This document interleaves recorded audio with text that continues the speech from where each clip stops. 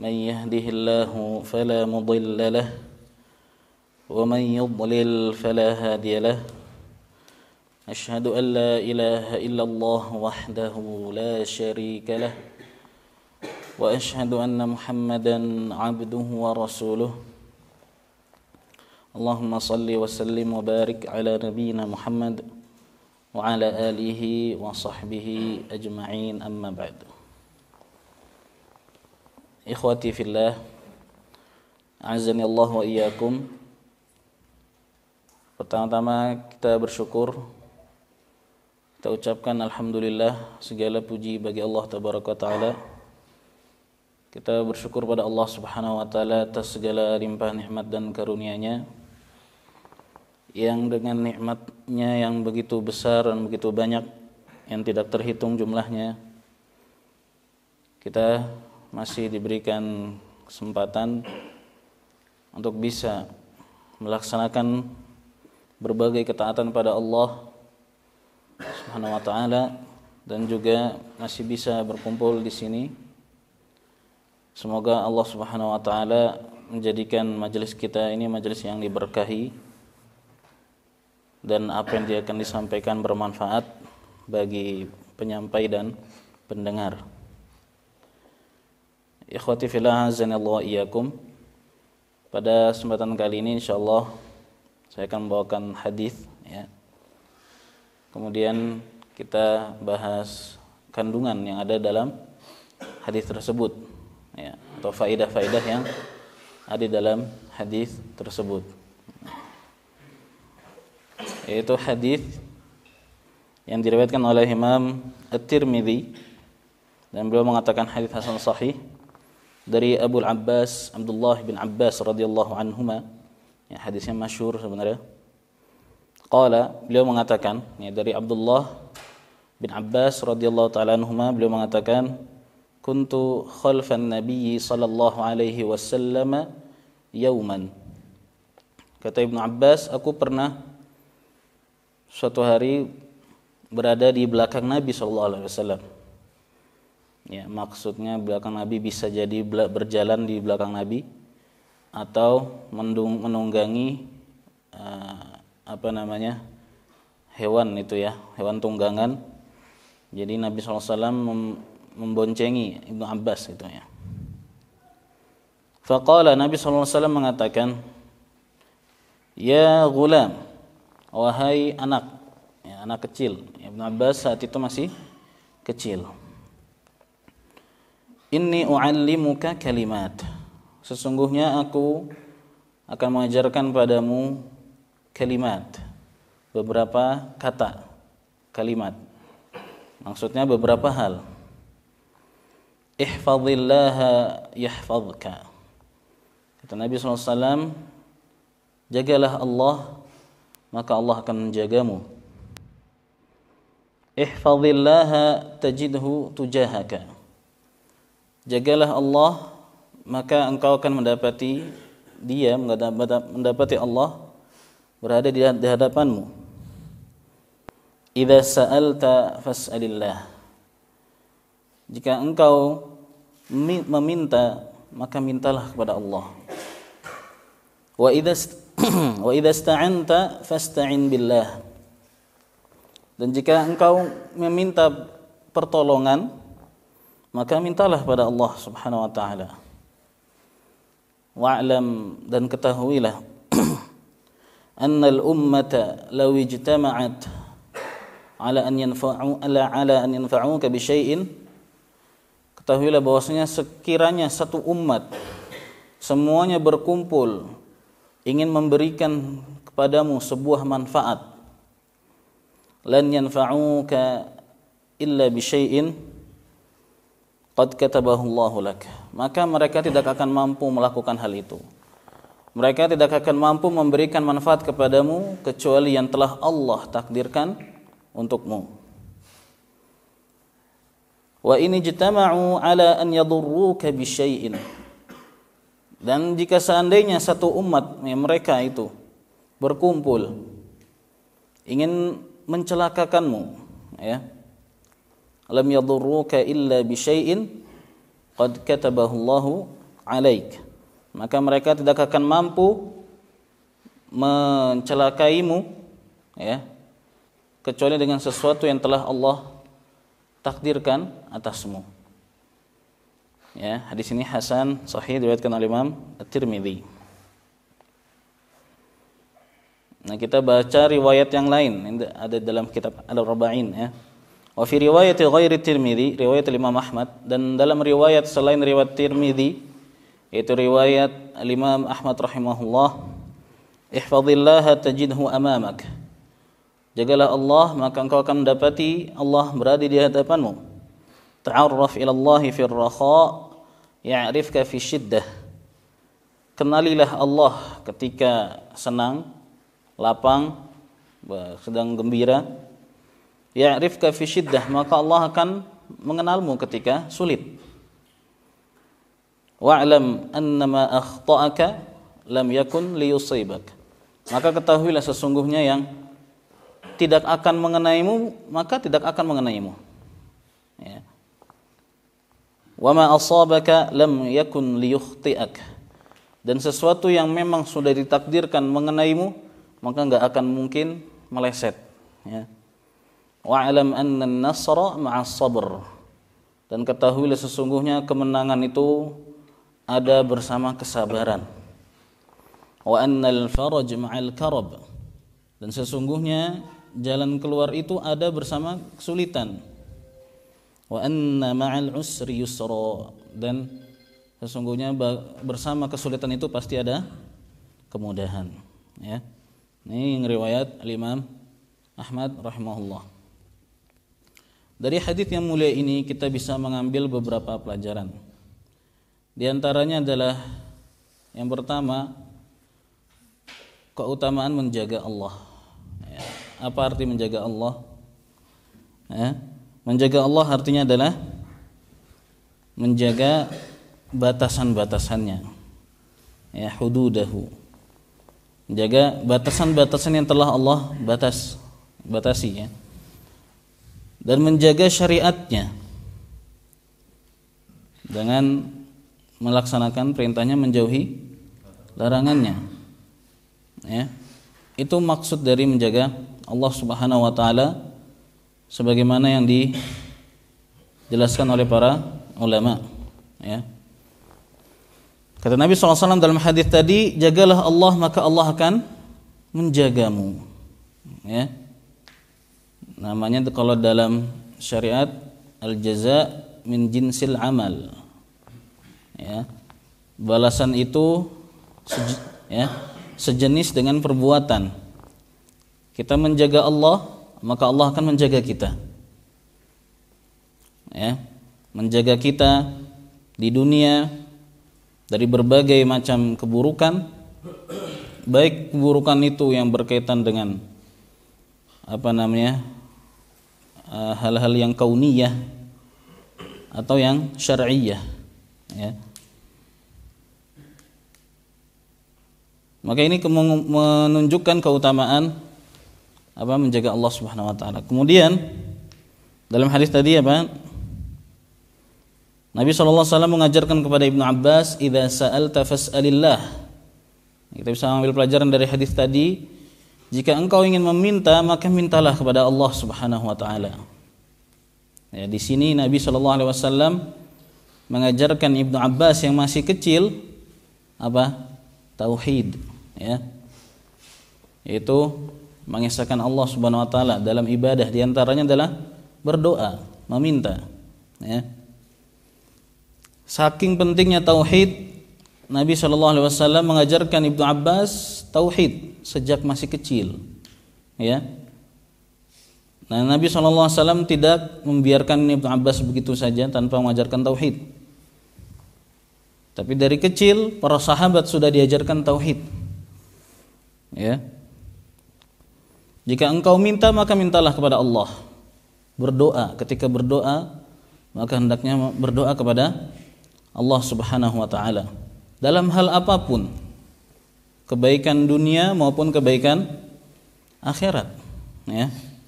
Mintanya hanya kepada Allah Subhanahu wa taala, bukan kepada yang lainnya. Bukan dengan meminta ke penghuni kubur dengan alasan tawassul, ya. Padahal itu sebenarnya bukan tawassul tapi apa? Syirik, ya. Dengan alasan menjadikan penghuni kubur tersebut sebagai perantara, wasithah. Jadi dia mengapa mereka melakukan demikian? Beralasan kita ini hamba yang banyak dosanya. Kita hamba biasa. Kalau minta langsung kepada Allah nggak pantas. Ya, seperti rakyat biasa langsung minta ke rajanya kan nggak pantas. Jadi mintanya lewat siapa? Ya mungkin lewat menterinya atau ajudannya atau siapanya pokoknya. Ya, jadi nggak langsung kepada rajanya. Nah, begitu juga kita, hamba biasa banyak dosa, minta langsung kepada Allah nggak mungkin, nggak pantas. Jadi kita minta kepada wali-walinya, kepada orang-orang yang dekat dengan Allah Subhanahu wa taala. Ya, ini betul atau salah? Salah, ya. Kenapa demikian? Karena Allah Subhanahu wa taala mengajarkan, ya, meminta kepada Allah Subhanahu wa taala. Ya, wa idza sa'alaka 'ibadi 'anni fa inni qarib ujibu da'watad da'i idza da'an. Kata Allah Subhanahu wa taala, aku mengijabah, ya, doa bagi orang-orang yang berdoa. Ya. Ud'uuli astajib lakum, kata Allah. Berdoalah kepadaku maka aku akan mengabulkan untuk kalian. Ya, Allah memerintahkan kita dan juga Nabi SAW dalam hadis ini dan juga hadis-hadis yang lain, kalau meminta berdoa langsung kepada Allah. Enggak perlu pakai wasithah atau perantara. Dan bahkan itu adalah kesyirikan, ya. Pelakunya minta langsung kepada penghuni kubur. Ini kesyirikan, ya. Syirik besar, mengeluarkan pelakunya dari Islam. Begitu juga Nabi SAW mengatakan idza sta'anta fasta'in billah. Jika engkau meminta pertolongan, bantuan, pertolongan itu maksudnya bantuan, ya, maka mintalah kepada Allah Subhanahu wa taala. Yang dalam surat Al-Fatihah kan iyyaka na'budu wa iyyaka nasta'in. Pada Engkau ya Allah kita beribadah dan pada Engkau ya Allah kita meminta bantuan, ya. Ya, ini termasuk dari doa juga, ya. Ibadah, isti'anah itu ibadah. Maka harus ditujukan pada Allah Subhanahu wa taala. Begitu juga ibadah-ibadah yang lain. Istighatsah, isti'adzah, ya, dan yang lainnya. Jadi hadis ini menunjukkan tentang pentingnya tauhid, pentingnya akidah yang benar, ya. Karena bagi seorang muslim hal yang terpenting baginya adalah masalah akidah, ya. Dalam agama Islam yang paling penting adalah akidah. Ya. Kenapa demikian? Karena akidah dan yang terpenting dari masalah akidah adalah tauhid. Ya. Tauhid ini adalah sebagaimana tadi semalam, ya, syarat masuk surga. Ya, orang yang bertauhid itu yang masuk surga. Sedangkan orang yang batal tauhidnya dengan mengerjakan kesyirikan, kalau dia mati dalam keadaan tidak bertaubat, masuk neraka selamanya. Nauzubillah, ya. Maka itu menunjukkan bahwasanya perkara akidah, yang dimana masalah akidah yang paling penting adalah tauhid, itu adalah hal yang terpenting bagi seorang muslim. Begitu juga masalah-masalah akidah yang lainnya, tentang penjelasan rukun-rukun iman, iman kepada Allah, iman pada malaikat, ya, iman kepada apa lagi? Kitab-kitab Allah, Rasul-Rasulnya, hari kiamat, takdir, itu semuanya adalah hal yang terpenting bagi seorang muslim. Ya. Di antara hal yang menunjukkan pentingnya akidah, bahwasanya seluruh nabi dan rasul akidahnya sama, tidak ada yang berbeda, dan dakwah mereka juga sama. Inti dakwah mereka itu tauhid, menyeru kepada tauhid, menyeru kepada akidah yang benar. Semua para nabi dan rasul sama akidahnya. Ya, yang berbeda syariatnya, fikihnya, ya. tata cara ibadahnya yang beda, cara bersucinya yang berbeda-beda dan sebagainya. Tapi kalau masalah akidahnya itu sama, ya. Makanya masalah akidah itu juga disebut dengan usuluddin. Apa arti usul? Usul itu artinya pondasi, ya. Pondasi agama. Tanpa ada pondasi bagaimana agama? Mudah hancur, ya, roboh, ya. Oleh karena itu hal yang paling penting bagi seorang muslim adalah masalah akidahnya. Di antara hal yang menunjukkan hal pentingnya akidah juga, Nabi SAW berdakwah di mana? Di Makkah 13 tahun. Ya. Nabi SAW total berdakwah selama 23 tahun setelah diangkat menjadi Nabi dan Rasul. Diangkat menjadi Nabi dan Rasul umur 40, kemudian wafat pada usia 63, ya kan? Nah, 13 tahun di Makkah dan 10 tahun di Madinah. Selama 13 tahun di Makkah itu Nabi SAW total berdakwah kepada akidah, terutama tauhid. Ya. Terutama tauhid, mengesahkan Allah Subhanahu wa taala, menyeru kepada kalimat la ilaha illallah. Belum ada syariat yang turun kecuali salat, ya. Dan salat pun itu adalah sebagai bukti benarnya akidah seorang muslim. Karena salat itu adalah hubungan antara hamba dengan Rabb-nya, ya. Nah, 13 tahun Nabi SAW berdakwah total mengajak kepada akidah yang benar. Lebih lama daripada di Madinah dakwahnya, ya. Ini menunjukkan pentingnya akidah. Baru ketika Nabi SAW hijrah ke Madinah, 10 tahun di Madinah, turun berbagai macam syariat, ya. Banyak turun. Tapi bukannya Nabi SAW berhenti berdakwah tauhid, berdakwah kepada akidah yang benar. Enggak, tetap terus lanjut akidahnya, ya. Cuman lebih banyak fokus ketika di Makkah, itu fokus kepada akidah, ya. Kemudian Nabi SAW, ya, ini tadi pentingnya akidah, ya. Makanya perlu kita memperhatikan bagaimana akidah kita dengan cara mempelajari akidah yang benar, belajar yang benar. Itu penting sekali karena akidah itu perlu dipelajari. Berbagai macam masalah akidah nggak mungkin kita mengetahui sendiri. Memang akidah itu sesuai fitrah. Makanya akidah itu mudah difahami karena dia sesuai fitrah, ya. Pelajaran paling mudah, pelajaran agama paling mudah kalau ditanya apa? Akidah. Tapi dia adalah paling penting. Meskipun dia paling mudah, tapi dia paling penting, ya.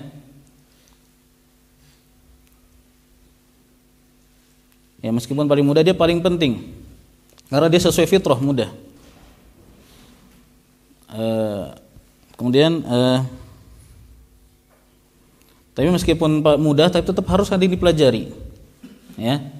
Karena apalagi di zaman banyaknya atau tersebarnya syubhat, ya, hal-hal yang samar seakan-akan kebenaran tapi sebenarnya kebatilan, atau para dai-dai yang menyeru kepada kesesatan. Nah, di situ makin ditekankan lagi belajar akidah, ya.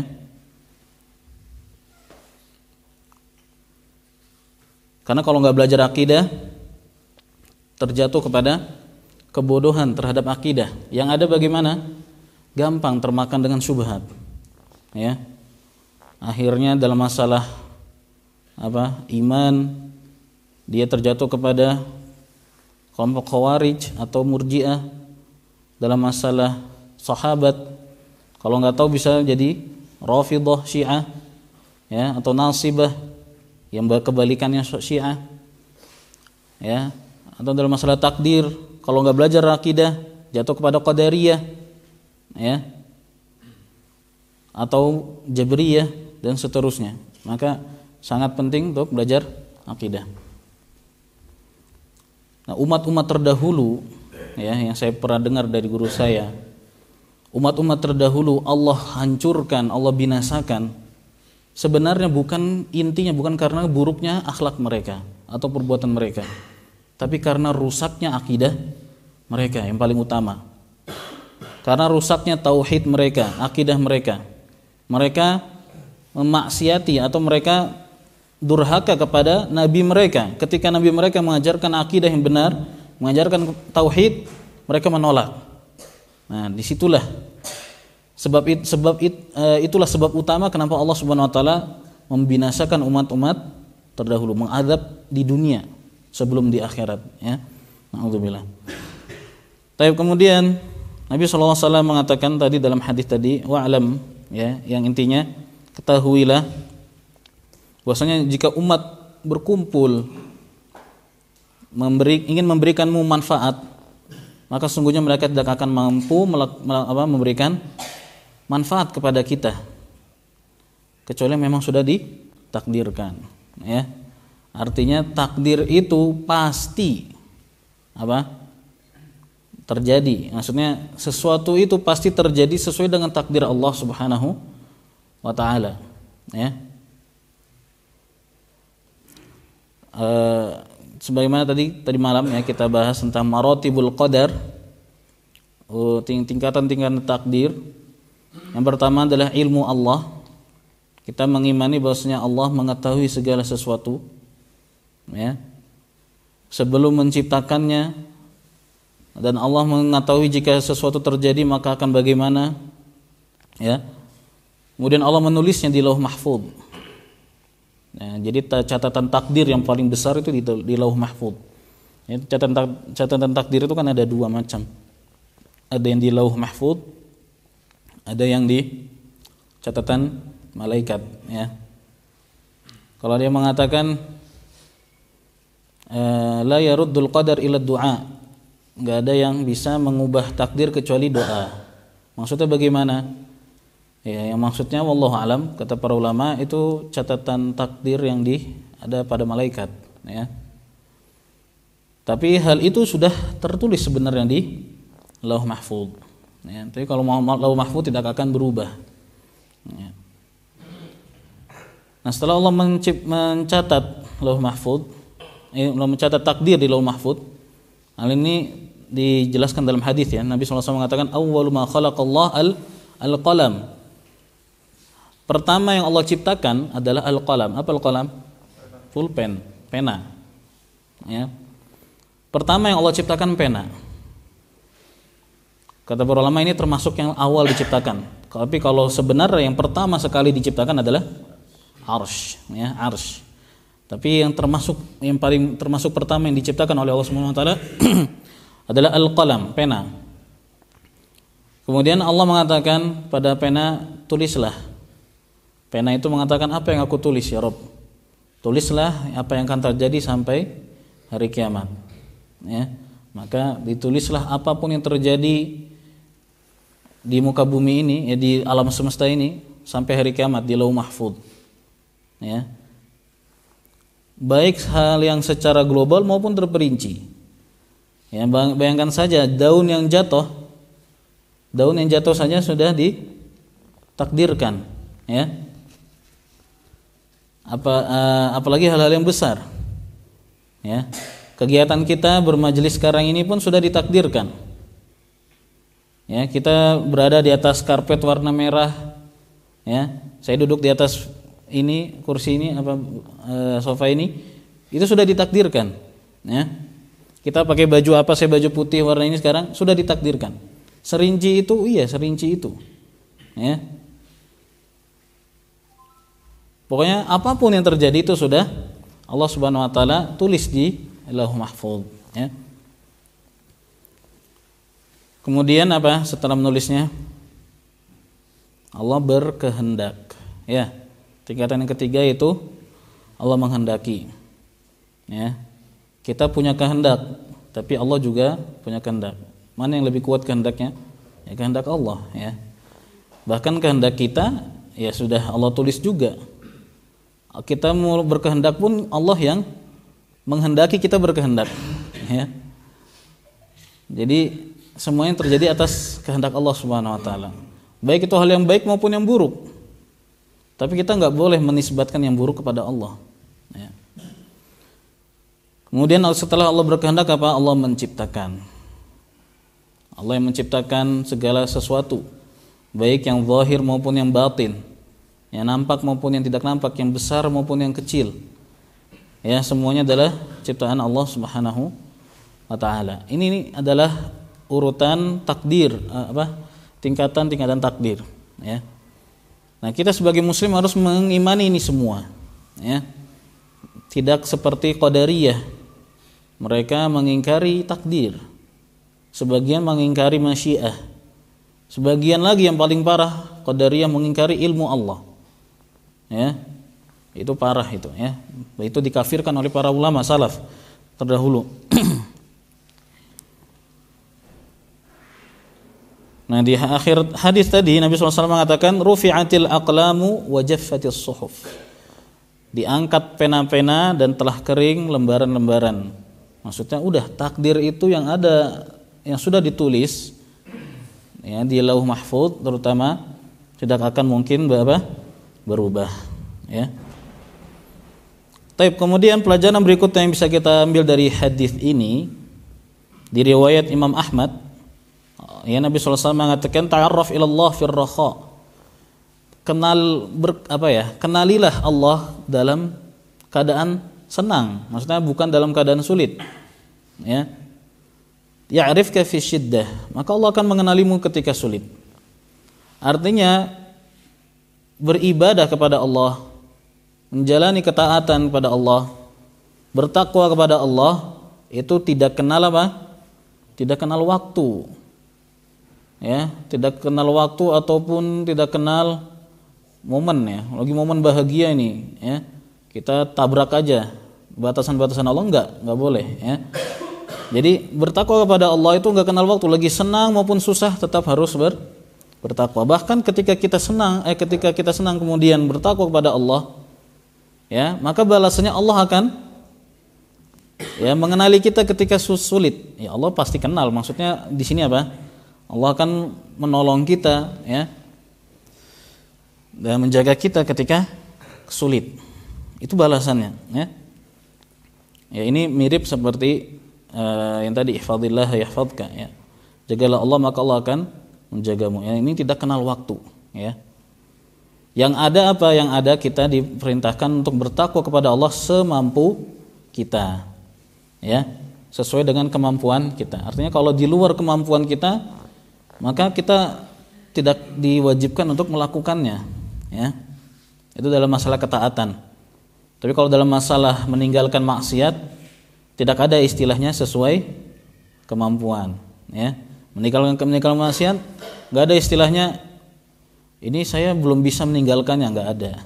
Makanya dalam hadis wa idza nahaitukum anhu fajtanibuh, kata Nabi SAW, jika aku melarang kalian dari sesuatu, maka jauhilah hal itu. Enggak ada kata mastata'tum, sesuai kemampuan kalian, enggak ada. Tapi kalau melakukan ketaatan baru semampu kalian, ya. Kenapa demikian? Karena kalau meninggalkan maksiat itu mudah enggak? Sebenarnya mudah, secara teknisnya mudah, tinggal enggak usah dikerjakan, ya. Cuman mungkin beratnya di hawa nafsu, keinginan. Nah, itu yang harus dilawan, ya. Makanya enggak ada istilah semampu kalian, karena sebenarnya mudah, tinggal enggak usah dikerjakan kalau perbuatan yang dilarang, ya. Tapi kemudian wa'lam annama akhta'aka ini sama tadi kita takdir, ya. Kemudian pelajaran berikut dari hadis tadi adalah bahwasanya an-nasr ma'as sabr. Kemenangan, ya, kejayaan itu butuh kesabaran. Ya, butuh sabar. Sabar itu apa sih sabar? Sabar itu kan menahan. As-sabr dalam bahasa al-habs, itu menahan. Ya, menahan diri. Menahan diri dari segala bentuk hal yang tidak disukai oleh Allah Subhanahu wa taala. Menahan hati, menahan lisan, ya, menahan anggota tubuh kita, ya, dari hal yang tidak diridhai oleh Allah Subhanahu wa taala. Di antaranya menahan hati dari apa istilahnya, ya, suudzon kepada Allah. Menahan lisan dari berkeluh kesah, ya. dan seterusnya. Jadi kejayaan, kemenangan butuh kesabaran, ya. Itu berlaku dalam segala hal. Dan itu terbukti dari dahulu, ya. Dari zaman sahabat sampai saat ini. Kemudian wa annal faraj ma'al karab, dan bahwasanya jalan keluar itu bersama al-karab. Al-karab itu seperti kesulitan, ya, musibah dan sebagainya, itu al-karab. Artinya kesulitan yang kita hadapi pasti ada jalan keluarnya, ya. Dan setiap kesulitan pasti ada kemudahan, ya. Karena Allah Subhanahu wa taala la yukallifullahu nafsan illa wus'aha. Allah tidak akan membebani suatu jiwa kecuali dengan apa? Kecuali yang dia mampu. Jalan keluarnya, dari jalan keluar dari kesulitan, ya Allah akan membebaskan kita dari kesulitan tersebut, atau Allah apa? Atau Allah mewafatkan kita.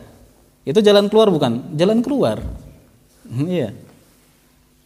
Kalau kita wafat di atas kesabaran, di atas ketaatan, ketika menghadapi kesulitan tetap bersabar, kemudian wafat, maka insya Allah itu husnul khatimah, di atas kebaikan. Dan itu adalah jalan keluar yang baik, ya. Jangan dikira berarti itu nggak ada jalan keluar. Enggak, itu juga termasuk jalan keluar, ya.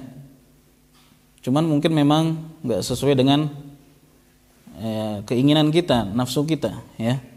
Wallahu taala alam. Taib, jadi itu beberapa pelajaran yang bisa kita ambil dari hadis Ibnu Abbas tadi, ya. Pelajaran terakhir satu lagi mungkin yang bisa kita ambil dari hadis tadi, pentingnya pendidikan anak, ya, pendidikan agama, ya. Anak kecil saja sudah diajarkan hal-hal yang seperti tadi, ya. Tadi kita jelaskan, ya. Itu Ibnu Abbas ketika Nabi SAW masih hidup, Ibnu Abbas masih kecil, ya, masih kecil. Umurnya sekitar belasan atau kurang dari belasan, saya lupa, ya. Pokoknya masih kecil lah, sekitar 10 tahun kalau nggak salah, berapa lupa saya. Nah itu masih kecil, tapi Nabi SAW sudah mengajarkan hal-hal yang penting seperti tadi, ya.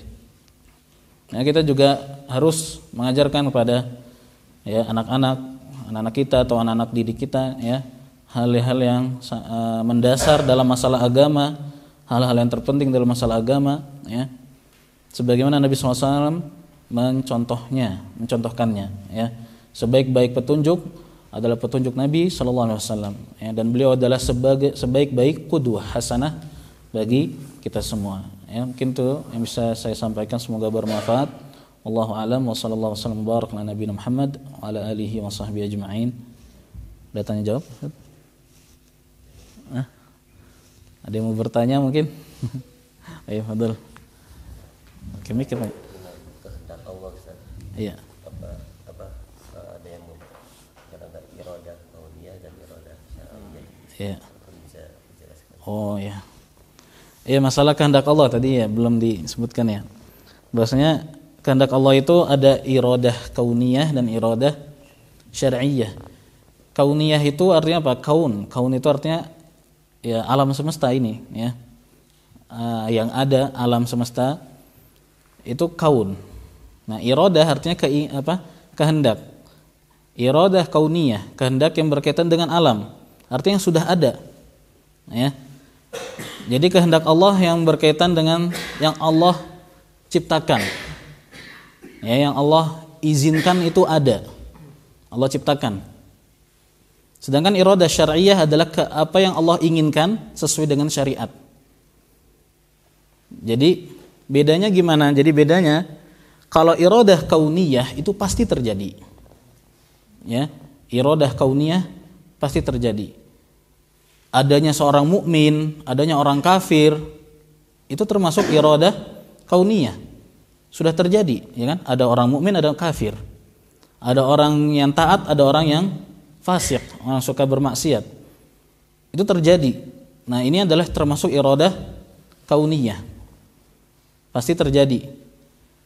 Ya, meskipun tidak sesuai dengan syariat, artinya tidak dicintai oleh Allah dari segi syariat, ya. Tidak dicintai oleh Allah Subhanahu wa taala, meskipun tidak dicintai tapi terjadi, itu termasuk iradah kauniyah. Adapun iradah syar'iyah adalah yang Allah cintai meskipun enggak terjadi. Ya. Seperti apa? Berimannya orang kafir masuk Islam, itu adalah sesuatu yang dicintai oleh Allah Subhanahu wa taala. Orang yang fasik bertaubat, itu dicintai oleh Allah Subhanahu wa taala. Tapi apakah mesti terjadi? Enggak mesti. Ya. Seperti contoh Abu Lahab. Kalau kita katakan imannya Abu Lahab, itu termasuk iradah kauniyah apa syar'iyah? Syar'iyah, tapi tidak kauniyah. Karena tidak terjadi. Ya, bisa difahami ya. Jadi ya intinya kauniyah itu pasti terjadi meskipun itu dicintai oleh Allah atau tidak, ya sesuai syariat atau enggak. Tapi kalau iradah syar'iyah itu yang Allah cintai meskipun enggak terjadi. Ya. Wallahu a'lam. Ya, ada lagi? Ya. Waalaikumsalam warahmatullahi wabarakatuh.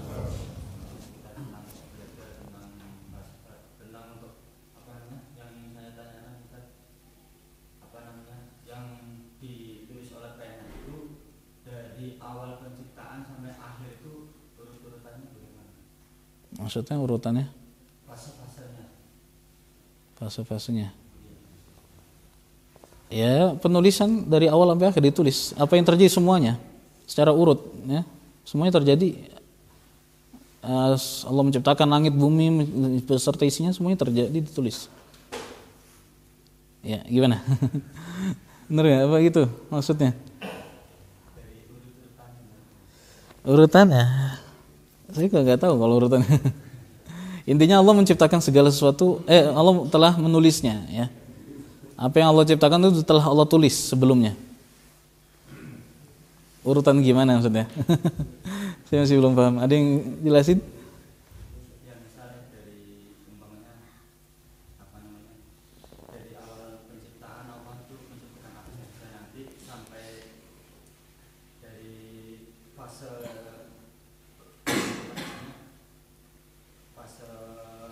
nanti sampai masuk ke surga. Oh, sejarah alam semesta ini gitu ya. Iya, pertama yang Allah ciptakan langit dan bumi, ya. Ini setahu saya, seingat saya. Kemudian beserta isinya, ya. Kemudian ya Allah menciptakan khalifah fil ard, yaitu Nabi Adam. Tapi masih di surga waktu itu. Kemudian diturunkan ke bumi. Ya, kemudian beranak pinak. Kemudian diutuslah para nabi dan rasul. Yang rasul terakhir adalah Nabi Muhammad SAW. Ya, kemudian umatnya berjalan dari zaman sahabat, tabi'in, tabi'ut tabi'in sampai hari ini, dan akan terus berjalan sampai nanti hari kiamat. Dan muncul tanda-tanda dekatnya hari kiamat, baik tanda-tanda besar maupun tanda kecil. Kemudian terjadilah hari kiamat, ya.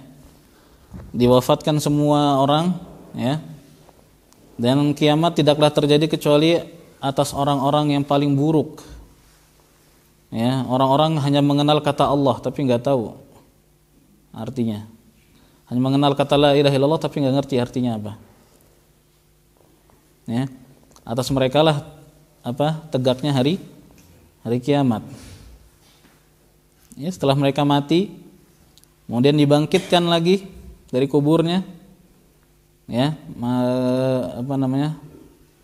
dikumpulkan di padang mahsyar, ya, dihisab, ya, mizan, kemudian berjalan di atas sirat, qantarah, masuk surga atau jatuh ke neraka. Udah selesai? Gitu? Ya. Nah. Kolam ketika hari kiamat masih ada apa enggak? Saya enggak tahu. Ya. Karena nanti pada hari kiamat semuanya itu binasa kecuali ada berapa ya? Saya lupa ada. Pada hari kiamat nanti semuanya binasa kecuali 7 hal apa 6 hal saya lupa. Di antaranya arsy. Arsy, makhluk semuanya binasa, semuanya hancur. Kecuali beberapa makhluk. Di antaranya arsy, kemudian ya surga neraka termasuk makhluk kan. Saya nggak tahu al-qalam masuk apa nggak, saya lupa. Ya, lu nggak tahu saya, wallahu alam. Nanti bisa dicari lagi. Ada lagi? Sudah.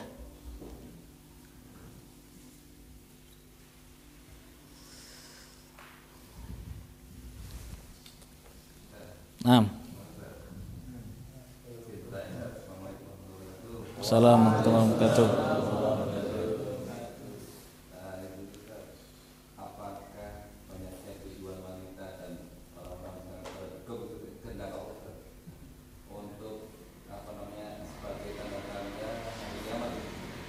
Maksudnya apa tadi pertama gimana? Oh.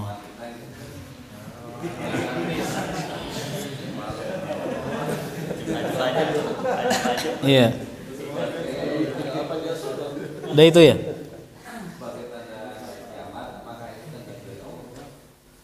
Iya, kehendak Allah, betul. Termasuk iradah kauniyah atau syar'iyah? Kauniyah. Iya.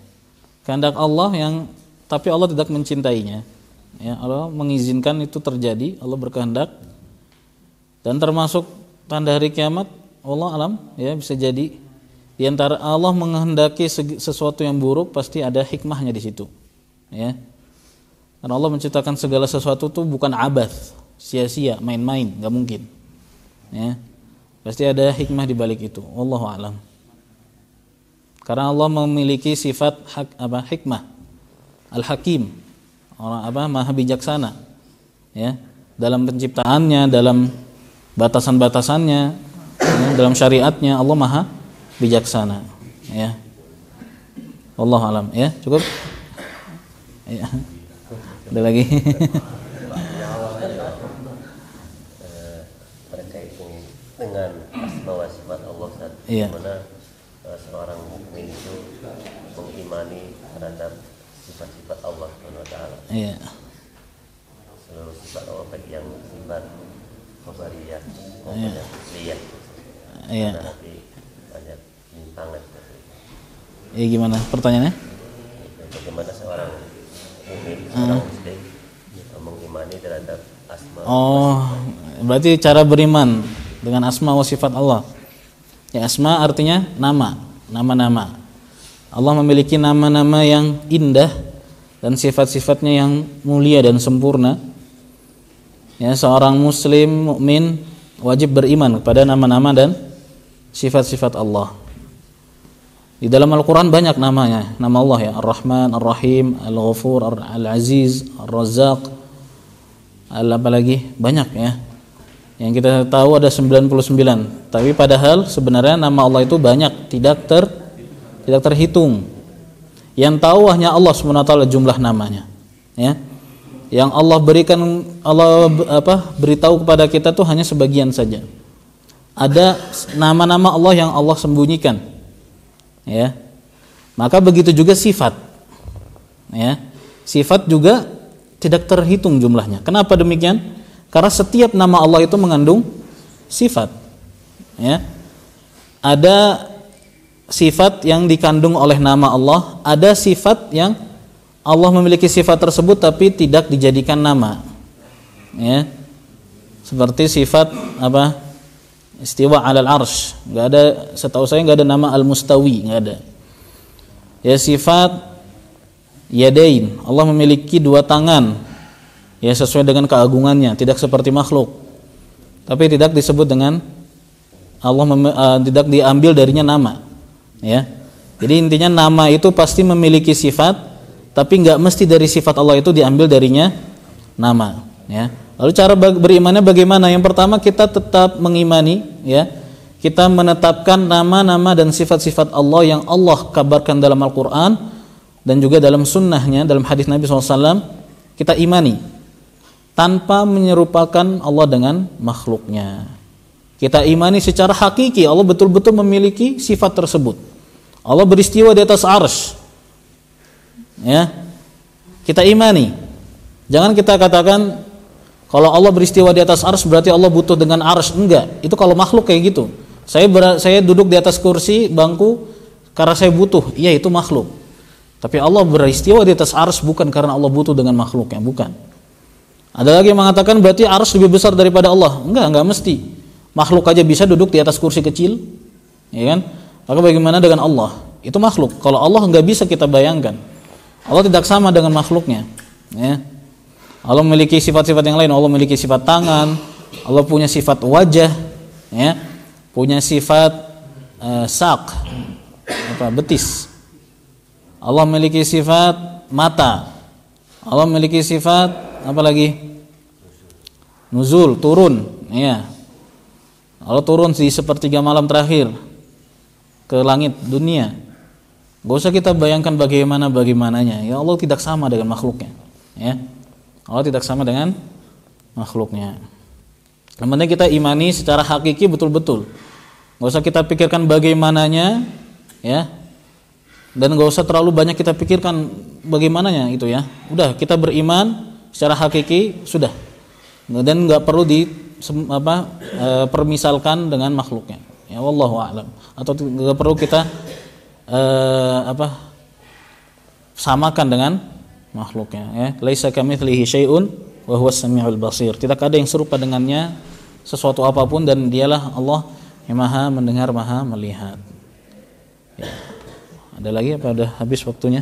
Ya, fadhal. Bismillah, Ustaz tadi kan menyinggung qadariyah juga. Oh iya.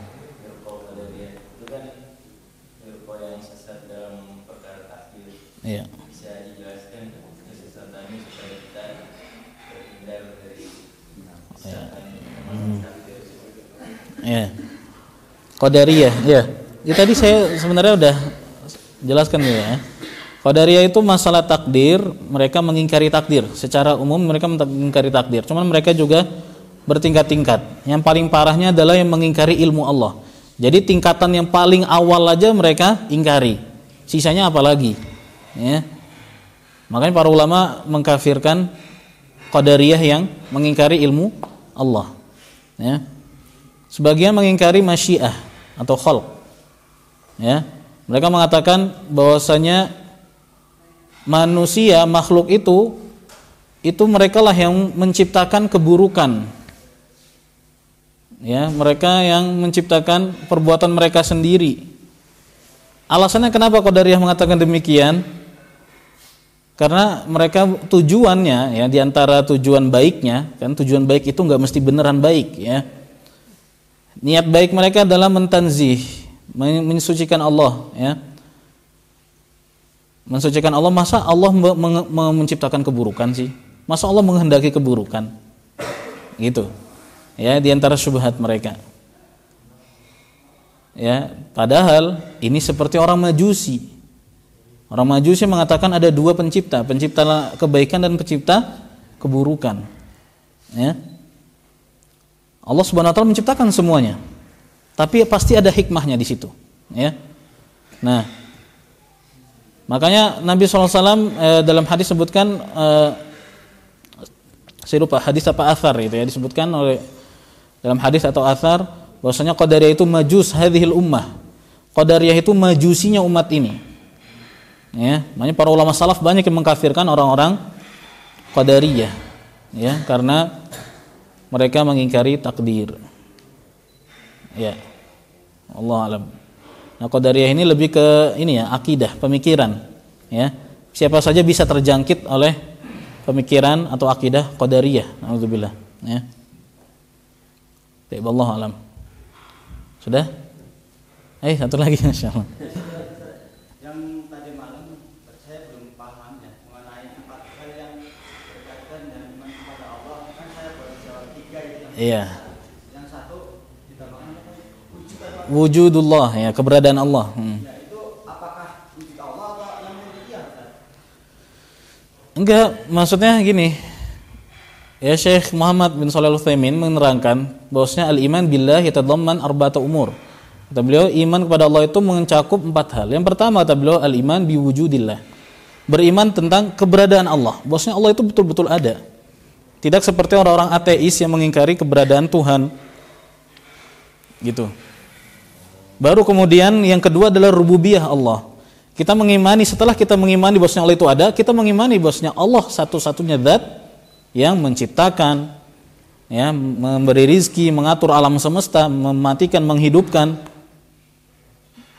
Nah, setelah itu konsekuensinya adalah kita mengimani bahwasanya Allah lah yang berhak disembah.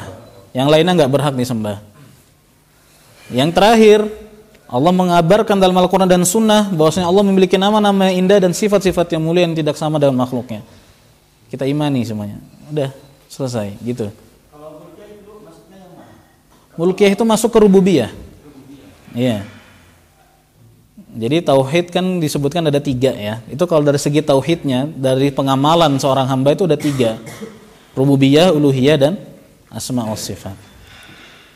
Kalau dikatakan berarti kalau orang beriman pada rububiyah Allah ya berarti otomatis beriman kepada keberadaan Allah. Iya sebenarnya.